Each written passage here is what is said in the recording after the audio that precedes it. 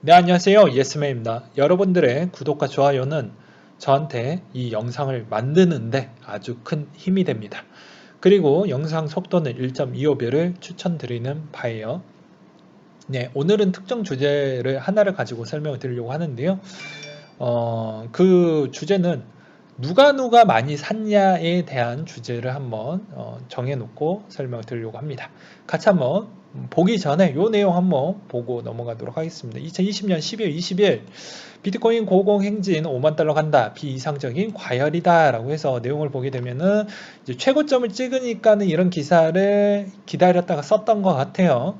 비트코인 앞으로 오를 일만 남았다. 라고 해서 보게 되면은 뭐 비트퓨리 한국지사 대표는 올 연말까지 정거점은 도달하고 앞으로 더 좋아질 것 같다. 라는 이야기를 했고, 페이팔도 들어오고 기관들이 대거 많이 사고 있다. 그 주장이 나왔고요. 그리고 또 여기에서도 보게 되면은 비정상적이다 라고 했는데 미국의 경제학자인 로젠버그 씨는 최근 블룸버그의 비트코인은 현재 거품 상태다. 미친 듯이 상승하는 것과 다름없다라고 말을 했다. 그리고 그는 금 투자자 수요와 공급에 따른 정확히 이해하고 투자한다면 비트코인은 그렇지 않기 때문이다라고 또 질타를 하기도 했고 비트코인을 사기로 칭했던 루비니 뉴욕대 교수도 최근에 비트코인 상승에 부정적인 입장을 또 내비치기도 했습니다. 누가 맞을지는 시간이 지나면 알 수가 있겠죠. 근데 비트코인만 올랐냐? 그건 아닙니다. 그때 마찬가지로 비슷하게 테슬라가 많이 올랐고 그 다음에 중국의 니오라는 자동차가 거의 9배 이상을 올랐습니다. 그러니까 그런 걸 보게 되면은 또 그거는 어떻게 대답할지 저는 매우 궁금해지고요. 그리고 또 하나에 대한 부분은 그럼 2017년도 대비 이전에는 누가 샀는지를 좀 봐야 되겠죠. 누가 샀는지 보게 되면은 우리가 흔히 알고 있는 비트코인의 거의 메인 간판에 있는 로저버 그리고 우지안 그리고 어떻게 보면 팀 드레이퍼 윙클보스 형제 그리고 여기에 보이지 않는 이제 큰 손의 고래들이 비공개적으로 이제 있으신 분들이 대거 있습니다. 이제 그런 거를 좀 보실 필요성이 있을 것 같고요. 그 다음에 최근에 있었던 누가 사줬는지를 좀 보도록 하겠습니다. 보게 되면 이제 그레스케일이 꾸준히 사주고 있는 실적이죠. 경기 침체 속 최대 실적을 내줬던 측면이 좀 있다라는 게 좀 눈에 들어오기도 했습니다. 보게 되면 그런 부분이 좀 눈에 들어오기도 했어요. 그래서 그걸 보게 되면 여기서도 2020년도 4월 17일 1분기 5억 달러 투자금을 유치를 받았고 그리고 가상자산 운용자금의 22억 달러 정도가 됐다. 지금은 더 늘어나고 있죠. 여기서도 포인트는 비트코인 투자 신탁이 요 정도가 되고 이더리움 투자 신탁이 한 요 정도가 돼요. 근데 여기서 가장 큰 포인트는 전체 투자액의 88%가 기관 투자자로 나왔죠. 근데 그래스케일에 있는 평단은 구하기가 어렵습니다. 그 이유 중에 하나는 계속 매집을 해주고 있기 때문이죠. 그래서 요거는 좀 어렵지만 그래도 올해에 있는 모든 자산군 추이 중에 가장 실적이 제일 좋게 나왔던 쪽은 이 그레스케일에 있는 신탁이라고 보시면 될 것 같습니다.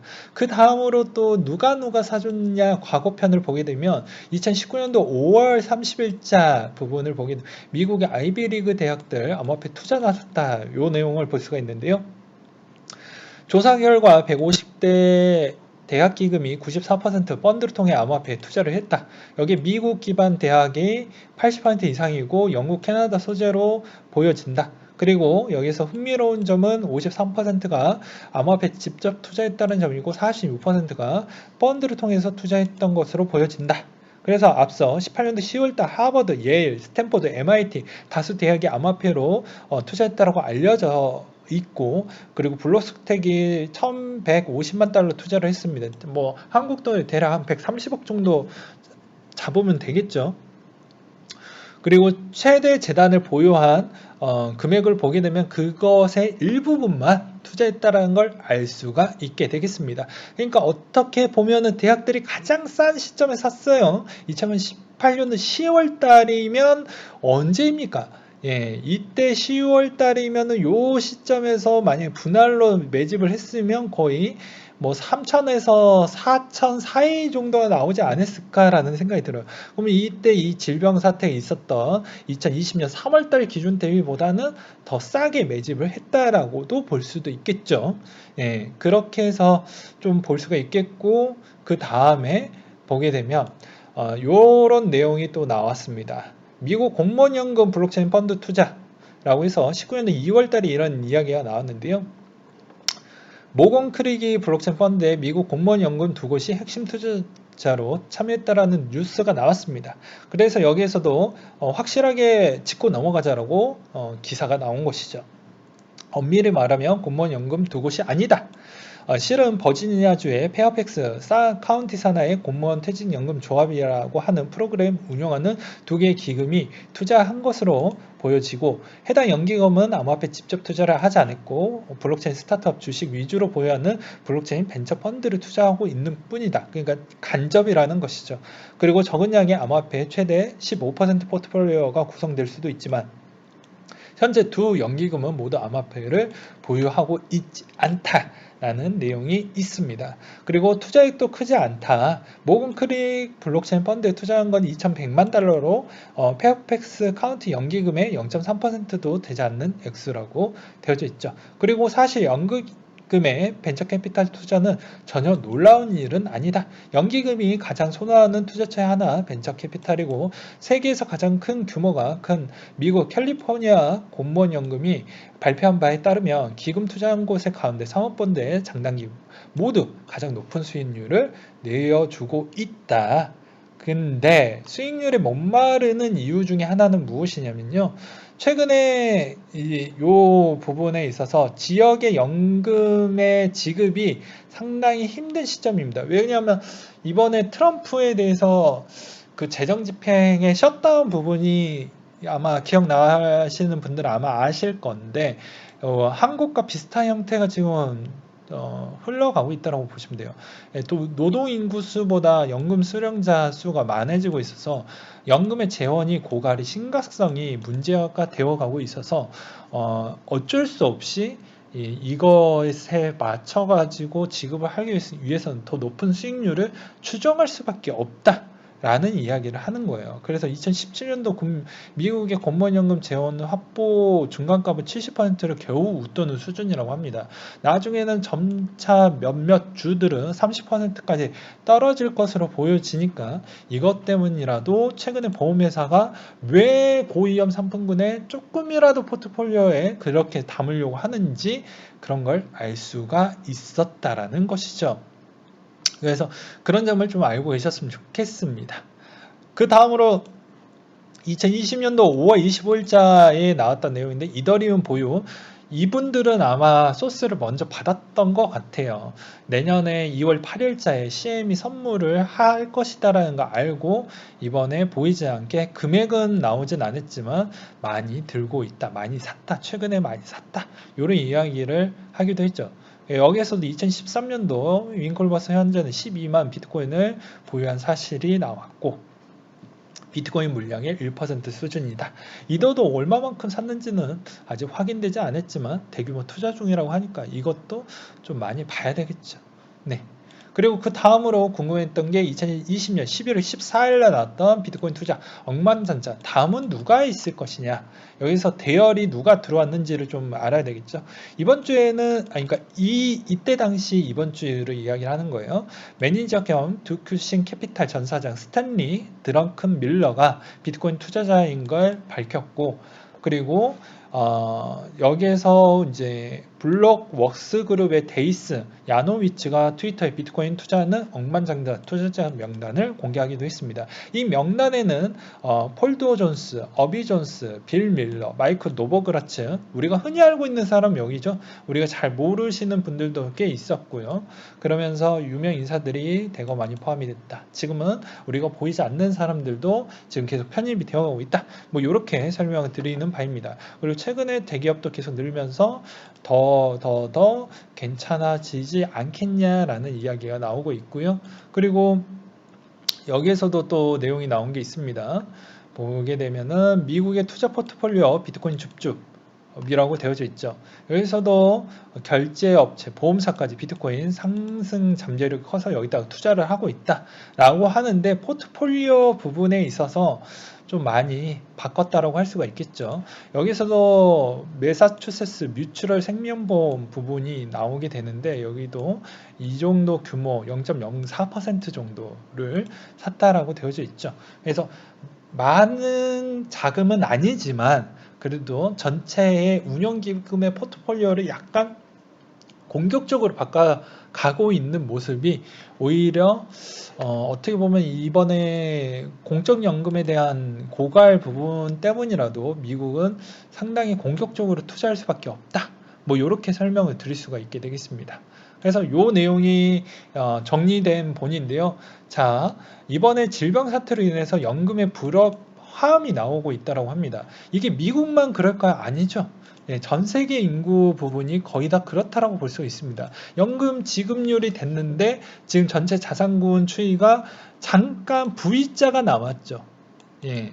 그래서 여기서 수익이 냈던 부분도 있지만 수익이 오히려 뭐 원유 투자 비중이 높았던 펀드나 이런 쪽은 오히려 재미가 없었기도 했습니다. 그러니까는 이건 정답은 없긴 하지만 상당히 그래도 많은 쪽에 부동산 추이 쪽으로 또 쏠려져 있는 그런 운용 기금들은 아직도 회복하기에는 좀 어려운 부분이 있었기 때문에 이번에 자금 집행에 대한 어떻게 보면 어떻게 보면 그 증거금을 만들어내기가 상당히 곤란한 여지가 있고 최근에 이제 어떻게 보면 보험회사나 그런 운영기금이 채권의 비중이 높습니다. 그러다 보니까 당연히 그거 채권의 장기의 금리가 변하지 않겠다라고 파월 의장이 이야기를 하면서 또 고민이 깊어지게 되는데요.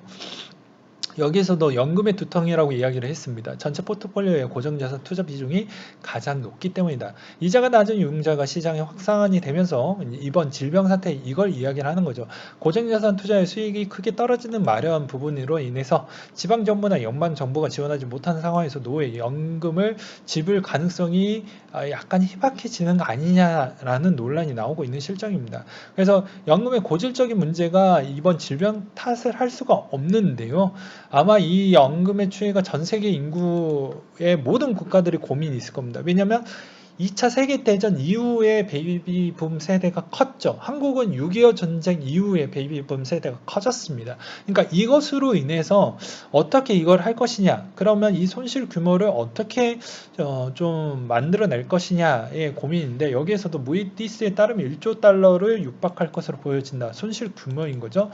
이것도 그냥 예측 성입니다. 보장기간을 6.8년으로 감소할 거고 연금을 보유하고 있는 현금 흐름 규모도 마이너스 6%까지 떨어질 것으로 보여진다 라는 내용이 있고 그리고 이만큼 빨리 고갈이 될 것 같으니 어떻게 되냐면 미국의 대형 운용기관 중에 하나 캘리포니아 공무원 퇴직연금 새로운 수익 창출 대안으로 대출 서비스를 선택하기도 했으며 최대 규모의 일본의 연금 운용 기관의 미래 수익을 확보하기 위한 국채 안전성은 보장됐다고 강조를 했는데 국채 똥값이죠.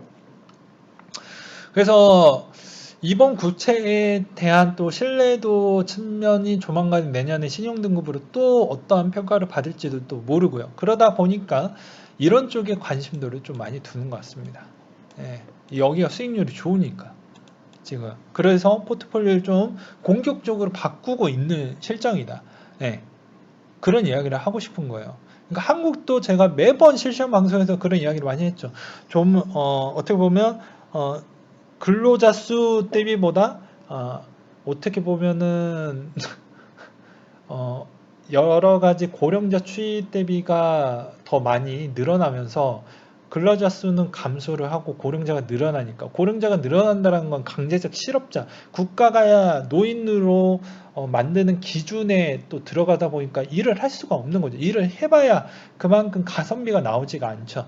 그러다 보니까 거의 일을 안 하고 웬만하면 일을 하더라도 소일거리만 하게 되는 그러다 보니까 그 충당금 자체가 상당히 꼬이면서 연금의 고갈 부분이 전 세계적으로 많이 들어가고 있는 실정입니다. 그러다 보니까 앞으로 위험 자산에 대한 편입 비중이 높아질 수밖에 없는 부분은 그렇게 될 거라고 저는 보고 있습니다. 일단 이건 좀 장기적으로. 그리고 그 다음으로 보게 되면은 마이크로 스트래티지가 비트코인 올인 투자 부분을 했죠. 그러면서 이때 11월 달인데 거의 이때도 해당에 있는 누가 샀는지가 나오게 됩니다. 마이크로 스트래티지의 수익률 부분을 알 수가 있죠. 그리고 보유량, 그리고 갤럭시 디지털, 그리고 스퀘어, 뭐 등등등 여러 가지에 있는 기업들이 여기에 다 보이집니다. 캐피탈까지 해가지고요. 그러니까 이것도 좀 유심하게 좀 보시면서 대응을 하시면 아마 도움이 되지 않을까요? 제가 보기에는 우리보다 위에 많이 샀던 사람들이 꽤 이렇게 기업들이 꽤 많고 꽤 기관들이 꽤 많다라는 걸 알려드리는 바입니다.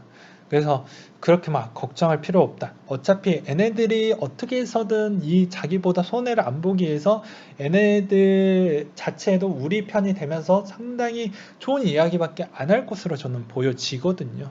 네. 그래서 그런 측면을 좀 보실 필요성이 있겠고요. 그리고 하나 더 보게 되면 여기에서도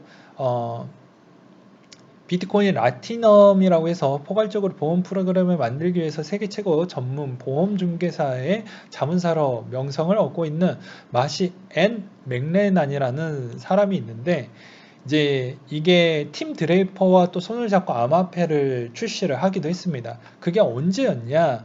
2020년도 11월 26일자인데 이때 팀 드레이퍼 부분에 대한 펀드의 구성을 보게 되면 비체인이 눈에 좀 들어온다라는 거, 그리고 엘프, 울트레인 뭐 이런 게 좀 눈에 들어온다라고 되어져 있습니다. 그래서 여기에서도 많이 선도적으로 좀 무언가를 해보려고 하는 움직임이 꽤 들어오고 여기서도 인연과 은행 및 금융 분야의 블록체인 암호화폐에 꾸준히 증가하고 있는 형태가 눈에 들어온다. 라는 점과 그리고 페이팔은 약 3억 5천만 명의 사용자로 비트코인을 포함해 주요 암호화폐 매도를 할 수 있게끔 내년 초에 그런 거를 또 준비를 한다라고 되어져 있는데 요거 또한 상당히 우리가 기대할 수 있는 포인트라고 볼 수가 있겠죠. 그리고 팀 드레이퍼가 상당히 똑똑하신 분입니다. 한 번도 실패한 적이 없어요. 네, 그것도 뭐? 예, 실리콘밸리에서 나왔던 인재 중에 한 명이라고 했는데 세계 암호화폐 부자 순위 19위라고 되어져 있습니다. 여기서 캘리포니아 출신이고 여기에서도 가족들이 거의 다 벤처 캐피탈 출신이고 여기서 거의 다 성공을 많이 해서 그렇게 돈을 많이 벌었다라고 되어져 있는 인물입니다. 그래서 이분이 어떤 걸 투자를 했는지도 우리는 좀 자세하게 보자. 뭐 이런 이야기를 또 하기도 했죠. 네, 그리고 암호화폐 부자 순위가 2018년도 기준으로 보았을 때 리플, 크리스 란셀, 루빈, 잠번차워, 윙클버스, 그리고 암스트롱, 이오이스, 블록피어스, 마이클 노보그라츠, 덴라이머, 호스킨스, 부테린, 송치영 이렇게 되어져 있는데요. 여기에서 보게 되면은 아무래도 바이낸스가 제일 많이 수혜를 많이 받았기 때문에 여기 좀 순위 변동이 좀 있을 것 같고 그리고 이더리움이 좀 많이 올랐으니까 여기에서 크리스 란슨도 좀 많이 있으니까 그리고 나머지 쪽은 조금씩 변화가 있을 것으로 보여집니다. 최신 버전은 없어서 그게 좀 아쉬웠고 이제 2020년도 4월 달에 다보스 포럼 포브스 부분에 있어서 요때 초청자가 장건탄 그리고 우지안 그리고 크리스 란슨하고 한 분이 코인베이스 거래소 암스트롱 분이 나왔다고 하는데 이번에 코인베이스가 IPO를 어느 정도 적정 가치를 받느냐에 따라서 아마 어떻게 보면 바이낸스 대비보다는 더 높은 부자 순위에 올라오지 않을까 이런 생각도 가져보게 됩니다. 네, 이렇게 한번 정리를 해 보았는데요. 여러분들은 어떤 생각을 갖고 있는지, 내년에 어떤 생각을 갖고 있고 어떤 전략을 가져가야 되는지 다시 한번 요런 정보를 제가 또 공유를 해 드렸으니까 자기 자신 나름대로 한번 준비를 해서 내년에도 좋은 실적을 내길 바라겠습니다. 네, 그리고 방송을 끝내기 전에 요 이야기를 좀 해드리고 싶었어요. 노인은 자꾸 늘어나는데 생산 가능 노동인구 말 그대로 근로자 수가 감소를 하는 거죠. 왜냐면 우리는 국가가 지정한 실업자가 되는 나이 만 60세인 거죠. 예, 정년 연장을 하지 않고서는 계속 줄어들고 사회적 비용은 늘어나고 그러니 연금의 또 수령자도 늘어나니 전체에 있는 부분이 그렇게 발생을 할 거라는 것입니다. 이게 한국뿐만이 아니라 대부분 그렇다라는 것을 좀 알고 계셨으면 좋겠고 주요 선진국 대비를 또 보신다고 해도 대한민국, 일본, 미국, 중국, 인도 보게 되면 여기서도 6.25 부분 측면하고 2차 세계대전, 2차 세계대전 부분에 있어서 그러니까 그만큼 이게 좀 고민이 될 것 같아요. 지금 부동산은 한국만 좀 붐이지만 미국엔 이런 쪽은 아직 회복을 못 해줬거든요. 그러다 보니 제가 봐도 이게 조금은 부담이 될 것 같다라는 생각이 들어요. 네. 부담이 될 것 같다라는 생각이 들거든요. 그래서 지금의 연금 시스템 가지고 이걸 의존하기에는 장기 저금리 형태이다 보니까 이게 쉽지는 않을 것 같습니다. 네. 그래서 일부 보험회사나 은행들한테는 이번에 약간의 볼코 룰을 완화시켜주면서 투자를 조금 범위를 확산해주는 이유도 뭐 그런 거라고 좀 보고 있거든요. 그래서 이거 측면에 있어서 연금 운용기관들에 대한 방향성이 아마 바뀔 것으로 보여져요. 제가 보기에는. 그래서 그런 것도 좀 보실 필요성이 있을 것 같고요. 그리고 이거를 빼먹고 아마 끝낼 뻔 했습니다. 이게 제일 중요한데. 토마스 리라는 분이 본인의 트위터를 통해서 비트코인, 알트코인 사이에 상관관계가 줄면서 알트코인 시즌이 조만간에 나올 것 같다라고 해서 옛날에 이런 이야기를 꺼내기도 했습니다. 보면은 잘 보세요. 16년도 3월과 16년도 5월 사이에 비슷하게 나와 주었고 17년도 3월 때도 비슷하게 나와 주었다. 여기를 볼 수가 있죠. 그리고 상관관계를 줄어들고 있기 때문에 괜찮지 않겠냐라는 의견이 나오고 있습니다. 그래서 알트코인도 때가 되면 언젠가 올라올 것으로 저는 그렇게 생각을 하고 있어서 여전히 중형 코인에 저는 실패됐던 뭐가 됐던 간에 그쪽에 한번 뒤를 걸어볼 생각입니다. 여러분들도 각자 나름의 전략을 잘 세우셔서 하셨으면 좋겠고요. 이번 영상 약간 시간 관계상 너무 어떻게 보면 정리가 좀 안 된 상태에서 영상을 찍은 게 좀 아쉬워요. 편집을 할 수 있는 시간이 너무 없다 보니까 그냥 올렸다라는 점에 대해서도 항상 죄송스럽게 생각을 합니다. 예, 그래서 요런 자료들을 잘 편집을 하신 뒤에 잘 수익에 적용을 잘 시켜가지고 내년에도 어, 투자에 재밌는 나날이 꽤 많이 이어졌으면 좋겠습니다. 네, 부족하지만 항상 잘 봐주셔서 정말 감사하게 생각하고 있습니다. 네, 이상으로 마치도록 할게요.